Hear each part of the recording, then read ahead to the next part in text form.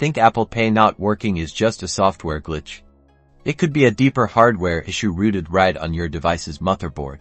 Before diving in, be warned, motherboard repair is not for beginners. Messing with it could break your device if you're uncomfortable. Seek a professional. However, let's go over a general idea of what troubleshooting this entails. First, ensure you have proper grounding using an anti-static wrist strap. Begin by visually inspecting the NFC chip area on the motherboard for any signs of physical damage, corrosion, or disconnections. Refer to your device's service manual for the exact location of this chip. Next, use a multimeter to test the continuity of the NFC chip's connections. Consult the schematic diagram for your device to identify the correct test points. A break in continuity indicates a potential faulty connection that may need resoldering.